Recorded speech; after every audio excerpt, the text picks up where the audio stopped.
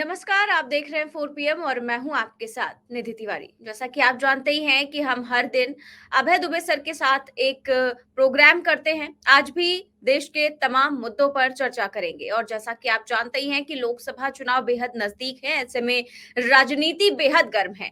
India गठबंधन में सीटों के बंटवारे और भी तमाम मुद्दों को लेकर बातचीत अब अंतिम चरण में है। इसी को लेकर बीते कुछ दिनों से मायावती और अखिलेश के बीच काफी तल्खियां देखने को मिली, क्योंकि यूपी सबसे ज्यादा लोकसभा सीटों वाला प्रदेश है। ऐसे में सभी की निगाहें टिकी थी कि मायावती आखिर क्या फैसला लेंगी और आखिर वो इंडिया गठबंधन में शामिल होंगी या फिर भाजपा की तरफ जाएंगी।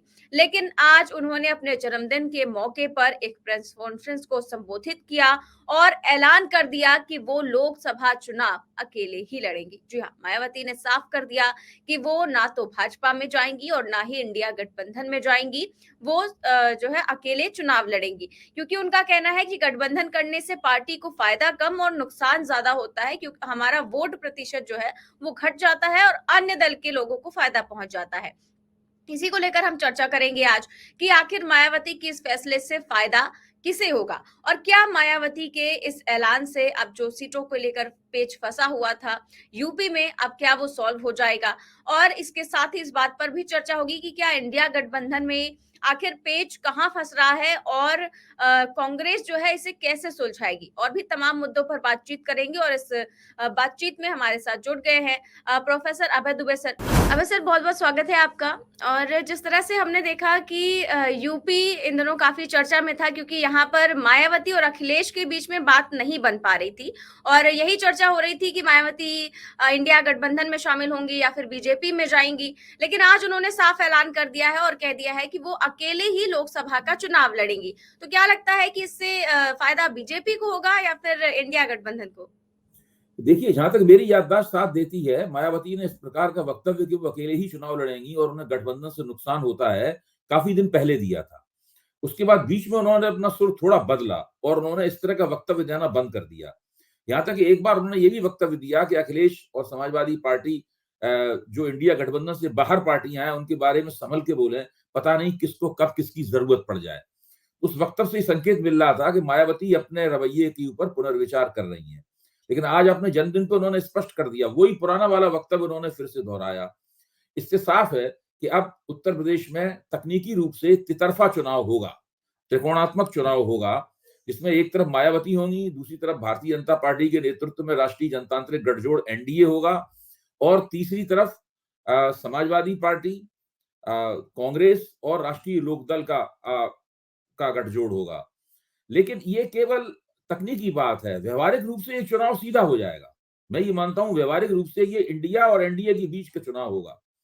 और मायावती, मेरी अपनी मान्यता यह है कि इस चुनाव में काफी ज्यादा अप्रासंगिक हो जाएंगी। उनको बहुत कम वोट मिलेंगे, उनके वोटों का प्रतिशत काफी कम होगा और पूरी जो पॉलिटिकल ओपिनियन है, जो मतदाताओं की राय है, ये दो ध्रुवों के ऊपर चली जाएगी। भारतीय जनता पार्टी और इंडिया गठबंधन, एनडीए और इंडिया के ध्रुवों पर चली जाएगी। और मायावती का जो अपना जनाधार है, मैं ये मानता हूं उसका अच्छा खासा हिस्सा उधर जाएगा, भारतीय जनता पार्टी की तरफ जाएगा। जी, बिल्कुल ठीक कह रहे हैं आप कि इसका जैसा कि आपने कहा कि जब भी मायावती अकेले चुनाव लड़ती हैं, तो उसका ज़्यादातर जो जनाधार है, वो बीजेपी की तरफ ही चला जाता है।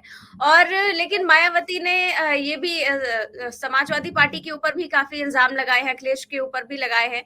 और तो वही कल जब हमारे सर हैं, संजय सर, उन्होंने अखिलेश यादव का इंटरव्यू किया था, तो उन्होंने भी यही कहा था कि मायावती की गारंटी हम नहीं ले सकते हैं, क्योंकि उनकी पार्टी बीजेपी को हराने में कम और समाजवादी पार्टी को हराने में ज्यादा फोकस करती है, चाहे वो साथ में हो तो भी और अलग हो तो भी। तो अभी क्या लगता है कि अब किसको फायदा होगा? देखिए, जब 2019 में समाजवादी पार्टी और बहुजन समाज पार्टी ने मिलकर लोकसभा का चुनाव लड़ा था, तो उसमें मायावती को 9 सीटें मिली थी। और उन 9 सीटों में जब पोस्ट सीएसडीएस और लोकनीति ने एक पोस्ट पोल सर्वे किया, तो उस पोस्ट पोल सर्वे में स्पष्ट हुआ कि मायावती के उम्मीदवारों को समाजवादी पार्टी का जो मुख्य जनाधार है, यानी यादव वोट, वो ज्यादा मिला है।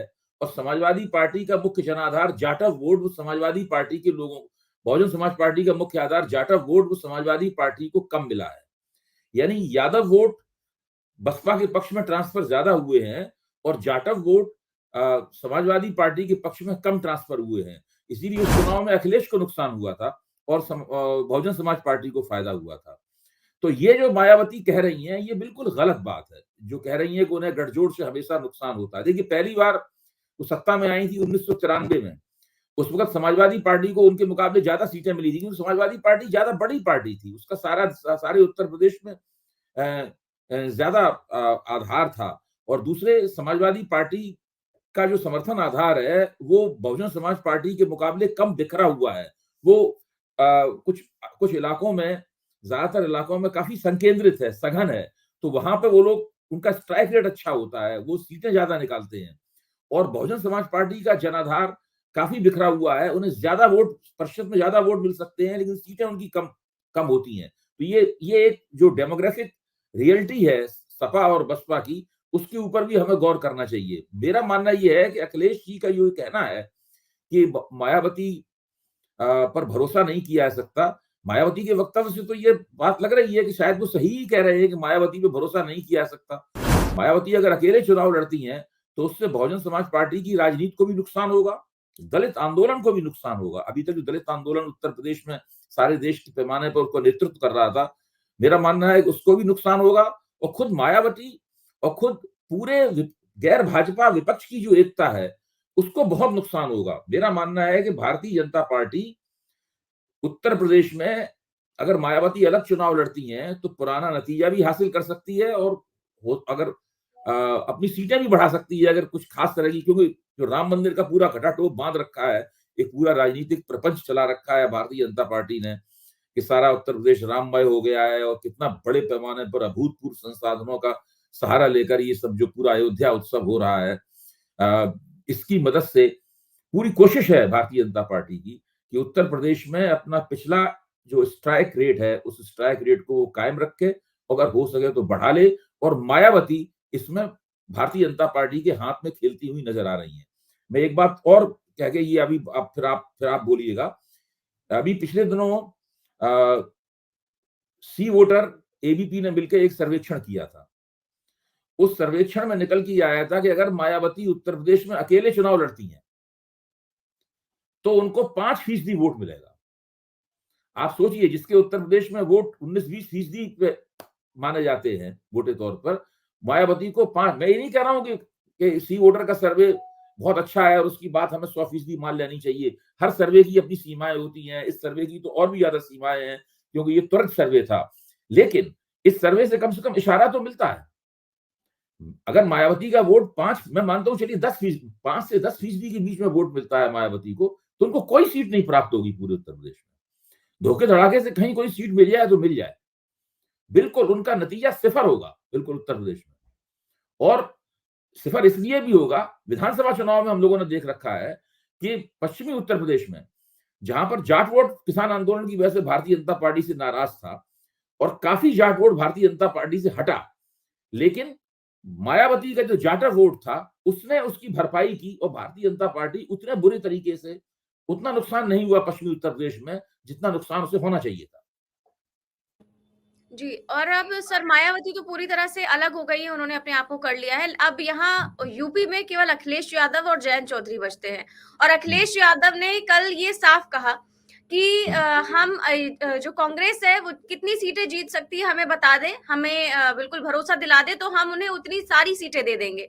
आप चाहे तो वो 80 सीटें ले लें, हम कुछ ही सीटों पर चुनाव लड़ लेंगे। नहीं, उन्होंने अब तो यहाँ देखिए कोई दिक्कत ही नहीं रही। देखिए उत्तर प्रदेश में 80 सीटें हैं, हाँ, ये सीटें बहुत हैं, 80 की संख्या बहुत बड़ी संख्या है। जी। अगर मायावती के साथ कोई समझौता नहीं होता है, जो कि अब इस बयान से लग रहा है मायावती के कि शायद मायावती के साथ कोई समझौता नहीं होगा, तब फिर तो सीटों के तालमेल में कोई दिक्कत होगी ही नहीं।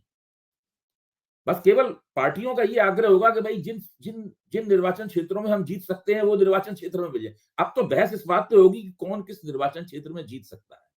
इसको विनेबिलिटी कहते हैं, जीतने की क्षमता कहते हैं, वो सीटों के तालमेल का आधार बन जाएगी। और किसी तरह की ब्रिंकमैनशिप जिसको बोलते हैं ना कि इसमें किसी समझौता वार्ता में हमें ज्यादा फायदा हो इसलिए हम पहले से पेशबंदी करने लगते हैं, इसको ब्रिंकमैनशिप कहते हैं।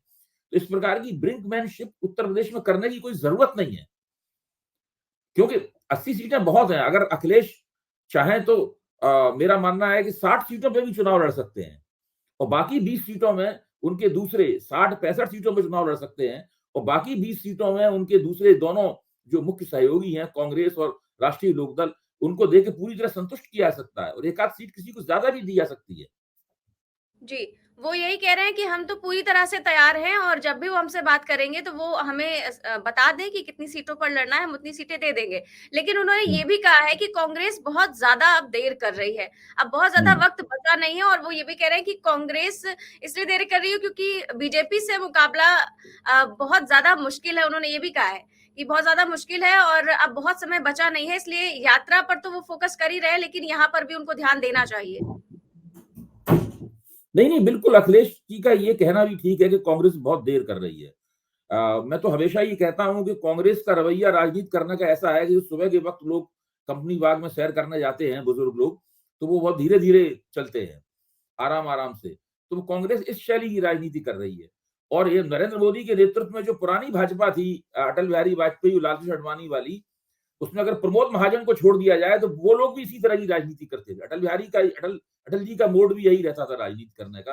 वो इत्मीनान से राजनीति करते थे, वो फिल्म देखते थे, वो टीवी देखते थे, वो संगीत सुनते थे, आपस में शाम के समय अपना लोगों दोस्तों के साथ गुजारते थे, और फिर राजनीति भी करते थे। लेकिन ये नरेंद्र मोदी वाली भाजपा अलग तरह की है।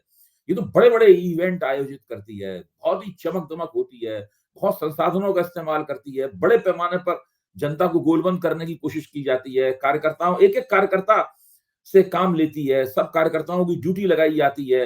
वो तो इस तरीके से काम करती है। और उसके मुकाबले अगर आप कांग्रेस की राजनीति को देखें तो आप पाएंगे कि ये लोग तो जैसे कि सो के उठे हुए हों अभी, और अभी आंखें पूरी तरह खुली हुई ना हो, आधा दिन इनका ऐसे ही में गुजर जाता है।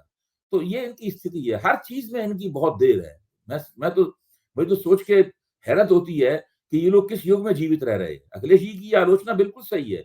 अभी तक तो कांग्रेस को उन्हें सूची दे देनी चाहिए थी कि भाई इन इन सीटों में हमारी दिलचस्पी है, और उसके पीछे हर एक सीट का तर्क होना चाहिए था। हमें पिछली बार इतने वोट मिले थे, या हमें इतने वोट मिलने की संभावना है, या हमारी रुचि, कुछ तो कहना चाहिए ना। जैसे कि मान लीजिए रायबरेली है, अब रायबरेली के बारे में भी ये तय नहीं है कि वहां सोनिया गांधी लड़ेंगी या वो मेडक से लड़ेंगी, या वो तेलंगाना में मेडक से लड़ेंगी जो इंदिरा गांधी, जहां से इंदिरा गांधी लड़ी थी, ये भी अभी तक तय नहीं है। या वो दोनों जगह से लड़ेंगी, कुछ तो स्पष्ट रूप से हो। अगर सोनिया गांधी रायबरेली छोड़ेंगी तो वहां पर कौन लड़ेगा? क्या प्रियंका गांधी लड़ेंगी? और राहुल गांधी अमेठी से लड़ेंगे, अमेठी से भी लड़ेंगे, आ, और जो केरल में उनकी सीट है वहां से भी लड़ेंगे। जी। मतलब कुछ तो स्पष्ट होना चाहिए। कम से कम अपने जो 3 वीआईपी कैंडिडेट हैं कांग्रेस के, राहुल गांधी, प्रियंका गांधी और सोनिया गांधी, इन्हीं के बारे में स्पष्ट हो जाए। कुछ भी उसमें स्पष्ट नहीं है। जी, बिल्कुल और अब बहुत और अभी ज़्यादा आपने देर एक हो और रही है। मुरली देवड़ा, अभी इन्होंने बॉम्बे में पार्टी छोड़ी है, तो जी, मुरली जी। देवड़ा का वक्तव्य पढ़िए। तो और उसके बाद अखबारों में आज उन लोगों की सूची निकली है, जिन लोगों ने पिछले दिनों पार्टी छोड़ी है। जैसे उसमें जयवीर शेरगिल का मैं वक्तव्य पढ़ रहा था, जो कांग्रेस के प्रवक्ता थे। जयवीर शेरगिल उसमें लिख रहे हैं कि पार्टी के नेतृत्व से मैं संपर्क ही नहीं कर पाता हूं, क्योंकि वो नेतृत्व जो है कुछ लोगों के बीच में घिरा रहता है। क्योंकि मैं उन लोगों से, चाहे वो लोग मुझे पार्टी के नेतृत्व से नहीं मिलने देना चाहते हैं, इसलिए मैं उनसे संपर्क ही नहीं कर पाता हूं। तो इस प्रकार की जो कांग्रेस में स्थितियां, हालांकि मल्लिकार्जुन खड़गे के अध्यक्ष बनने के बाद से ये स्थिति कुछ सुधरी है, लेकिन अभी भी कांग्रेस में सांगठनिक कामकाज की स्थिति बहुत पूरी तरीके से दुरुस्त नहीं है। तो अब उत्तर प्रदेश की लड़ाई इंडिया गठबंधन की बहुत कठिन हो गई है, मैं ये मानता जी, बिल्कुल और कल सब उनसे यात्रा को लेकर सवाल पूछा गया कि क्या आप यात्रा में शामिल होंगे? तो उन्होंने कहा कि मैंने इंडिया गठबंधन के कई नेताओं से बातचीत की है फ़ोन पर और उन्होंने कहा कि ये पूरी तरह से कांग्रेस की यात्रा है, इंडिया गठबंधन की यात्रा नहीं है। लेकिन अगर वो चाहें तो मैं अमेठी और रायबरेली में जब यात्रा आएगी तो मैं शामिल हो सकता हूँ। लेकिन अभी तक जहाँ तक ये लग रहा है कि वो सिर्फ़ और सिर्फ़ कांग्रेस की यात्रा है। तो आपने जैसा कि कहा था कि उन्हें ये इंडिया गठबंधन की यात्रा बनानी चाहिए और उसमें सभी को शामिल होना चाहिए। क्या लगता है सर कि शामिल होंगे और भी पार्टी के नेता जो इंडिया हूं। नहीं गठबंधन देखिए, की। अगर अगर कांग्रेस की तरफ से, कांग्रेस का सांगठनिक कार्यक्रम है, इसमें कोई शक की बात नहीं, वो ठीक कह रहे हैं अखिलेश जी। अगर कांग्रेस की तरफ से आधिकारिक निमंत्रण इन नेताओं के पास जाते हैं, कोई भी नेता, ये एनडीए नहीं है। एनडीए में तो केवल भाजपा ही भाजपा है, बाकी सब लोगों की कोई औकात नहीं है। भाजपा जब चाहती है मीटिंग बुलाती है, नरेंद्र मोदी भाषण देते हैं, चले जाते हैं और मीटिंग खत्म हो जाती है। लेकिन जो इंडिया गठबंधन है, इसमें ये समान ताकत के लोगों का संगठन है। सब लोग अपने अपने क्षेत्र में कई कई बार मुख्यमंत्री रह चुके हैं, ताकतवर पार्टियां हैं। तो ऐसे में कांग्रेस को बाकायदा सबको औपचारिक निमंत्रण भेजना होगा और एक कार्यक्रम आपसी बातचीत के जरिए, आपसी सहमति के जरिए तय करना होगा कि हमारी यात्रा जब किस किस इलाके से गुजरेगी, तब आपकी किस किस तरह की भागीदारी की वो उम्मीद कर रहे हैं, कहां पे कौन भागीदारी करेगा, ये सब चीजें तय हो जानी चाहिए। ये अगर चीजें पहले से तय हो जाएं तो उससे यात्रा भी अच्छी बनेगी और एक यात्रा जो कि बहुत बड़ा रोड शो है, उसको भी एक बहुत बड़ा उछाल प्राप्त होगा। और जो क्षेत्रीय शक्तियां हैं, उनको भी आसानी होगी कि वो यात्रा से किस तरह का अपना ताल्लुक बनाएं, अपने कार्यकर्ताओं से क्या कहें, अपने जिन इलाकों से यात्रा गुजरेगी वहां पे उनके जो कार्यकर्ता और नेता हैं उनको किस तरीके से सक्रिय करें, उनका शेड्यूल किस तरीके से बनाएं। तो ये सब कांग्रेस की तरफ से बढ़िया बंदोबस्त इसमें होना चाहिए। अब गेंद पूरी तरीके से कांग्रेस के पाले में है, ये अखिलेश जी के पाले में नहीं है, ये कांग्रेस के पाले में है कि जब वो उत्तर प्रदेश से यात्रा गुजरती है, उत्तर प्रदेश में सबसे ज्यादा समय वो लगाएंगे। तो जाहिर है कि उत्तर प्रदेश की सबसे बड़ी ताकत है समाजवादी पार्टी और फिर राष्ट्रीय लोकदल, जिनके साथ कांग्रेस का गठजोड़ होने जा रहा है, उसके साथ आपसी बातचीत और सहमति से उत्तर प्रदेश में यात्रा का कार्यक्रम तय होना चाहिए। जी, बिल्कुल ठीक कह रहे हैं आप और सर यात्रा को लेकर कहें तो क्योंकि मणिपुर से कल ही यात्रा शुरू हुई है और हमने देखा है कि बीते कुछ महीनों में किस तरह की वहाँ पर हैवानियत देखने को मिली, किस तरह की स्थिति थी और बीजेपी सरकार पूरी तरह से नाकाम रही है, विफल रही है। और कल जब 4 पीएम के रिपोर्टर ने कई लोगों से सवाल किया, वहाँ के स्थानीय लोगों से, तो उन्होंने कहा कि हमें राहुल गांधी से काफ़ी ज़्यादा उम्मीद है और हमें सिर्फ़ और सिर्फ़ यहाँ पर शांति चाहिए और कोई व्यवस्था नहीं चाहिए, हमें सिर्फ़ पीस और शांति चाहिए। और उन्होंने राहुल की यात्रा को लेकर भी कहा कि हमें इससे बहुत ज़्यादा उम्मीद है और हम चाहते हैं कि 2024 में उन्हीं की सरकार बने क्योंकि बीजेपी सरकार पूरी तरह से उन्होंने सब कुछ बर्बाद कर दिया है। तो क्या लगता है सर मणिपुर में इस यात्रा का असर होगा? देखिए, मणिपुर में तो भारतीय जनता पार्टी की राजनीति संकट में है और मणिपुर के कारण मेरा मानना यह है कि पूरे उत्तर पूर्व में संकट में है।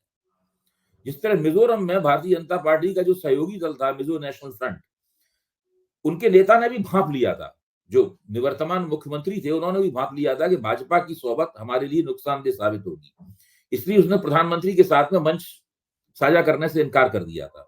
लेकिन इससे भी वो उनकी हार बच नहीं पाई और 2.5 साल पहले बनी पार्टी ने उनको उनका सुपड़ा साफ कर दिया। जबकि देखा जाए तो दोनों ही पार्टियों का जो कार्यक्रम था वो एक सा था। दोनों ही पार्टियां जो मिजो लोग थे, वो मिजो लोगों की 3 तरह के मिजो लोग थे। जो मणिपुर में कुकी रहते हैं, मिजो पहाड़ियों पे जो मिजो लोग रहते हैं और बर्मा में जो चिल लोग रहते हैं, इन तीनों के एकीकरण का दोनों ने कार्यक्रम लिया था।